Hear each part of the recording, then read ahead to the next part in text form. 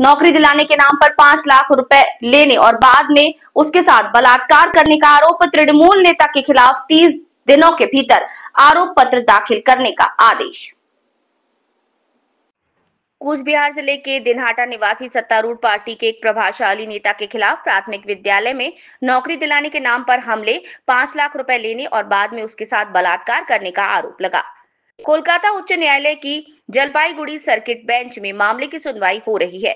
इससे पहले Jalpaiguri circuit bench के न्यायाधीश अमृता सिन्हा ने कूच बिहार जिले के पुलिस अधीक्षक को पीड़िता को पुलिस सुरक्षा उपलब्ध कराने के निर्देश दिए।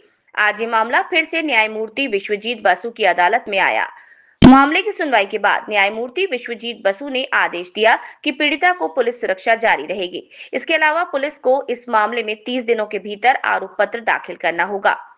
वकील सायन बनर्जी पीड़िता की ओर से मामले पर बहस कर रहे हैं। इतना ही नहीं, न्यायमूर्ति विश्वजीत बसु ने यह आदेश दिया कि दिनहाटा पुलिस दुष्कर्म की शिकायतकर्ता के खिलाफ कोई कार्यवाही नहीं कर सकेगी।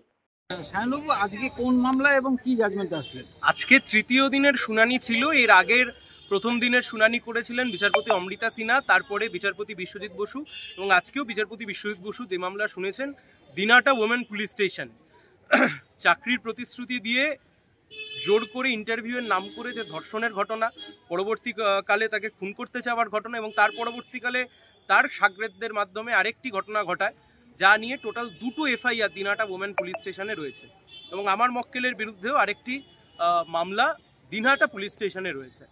অত্যন্ত প্রভাবশালী ব্যক্তি অভিযুক্ত। সেখানে প্রথম হিয়ারিংয়ে বিচারপতি অমৃতা সিনহা তিনি ইন্টারভেন করে বলেছিলেন যে পুলিশি নিরাপত্তা দিতে হবে। এসপিকে ডাইরেকশন দিয়েছিলেন পুলিশি নিরাপত্তার জন্য এবং নো কোয়ারশিপ স্টেপস, অর্থাৎ পিটিশনারের বিরুদ্ধে পুলিশ কোনো রকমের কোনো স্টেপ নিতে পারবে না। আজকে বিচারপতি বিশ্বজিৎ বসু তিনি বলেছেন 30 দিনের মধ্যে যে দ্বিতীয় এফআইআর যেটা হয়েছিল সেই দ্বিতীয় এফআইআরে 30 দিনের মধ্যে চার্জশিট দিতে হবে।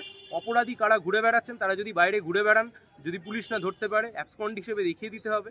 এবং 3 নম্বর কথা, পুলিশ প্রোটেকশন যেটা চলছিল এবং not to take any coercive action, অর্থাৎ পিটিশনারের বিরুদ্ধে কোনো রকমের কোনো স্টেপ নেওয়া যাবে না এবং পুলিশ নিরাপত্তা, সেই পুলিশি নিরাপত্তা চলবে।